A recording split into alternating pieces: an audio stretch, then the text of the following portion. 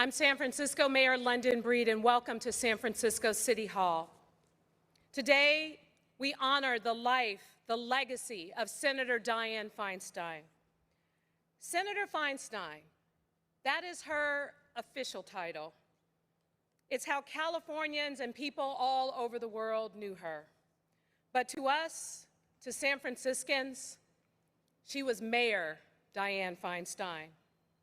I was 13 years old, the French horn player at Benjamin Franklin Middle School, when I first met the mayor. Over the years, we had become Mayor Feinstein's band. Whenever there was an important event or activity, she chose us to perform. We played at City Hall and at the Super Bowl celebrations. We proudly wore our band sweaters that she bought for us.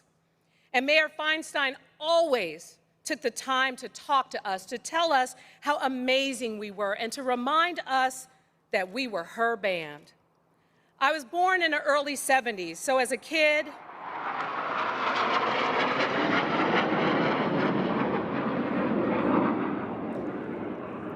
thank you, Mayor Feinstein, for bringing the Blue Angels to San Francisco in 1981.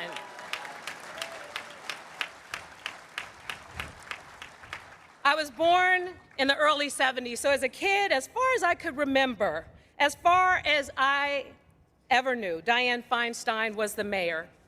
And for kids my age, we just always accepted that a woman could be in charge, that a woman could do whatever a man could do. We believed that. We considered it normal.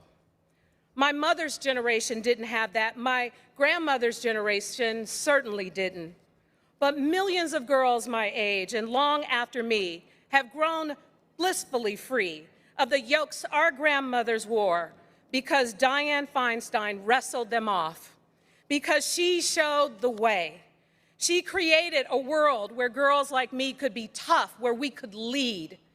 When I became mayor, and even before that, when I was a member of the Board of Supervisors, Senator Feinstein was always there to offer guidance. A few years ago, when I was president of the Board of Supervisors, we had a large ceremony in the board chambers, and Senator Feinstein, as former mayor, joined me up on the dais. As each dignitary or past supervisor walked in, she whispered notes to me. That's Supervisor so-and-so. He lives in West Portal. Ask him about his gardening.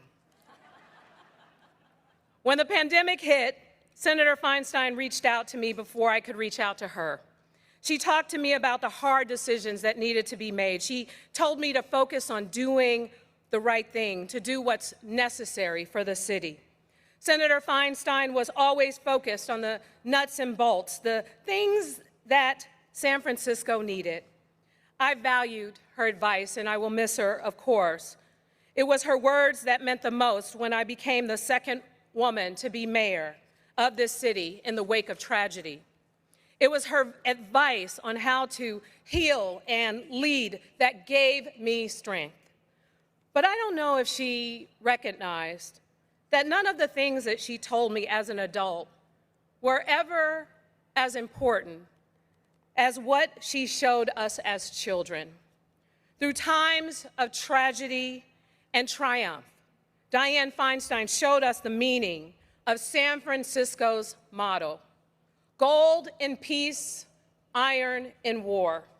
She showed us a world where women lead, where we lift each other up so that girls like me could follow in her footsteps. She showed us strength and grace, courage and collaboration.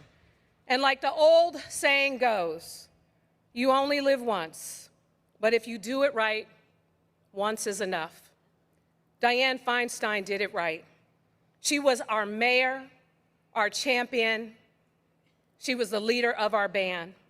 And I know I speak for all San Franciscans when I say she will truly be missed.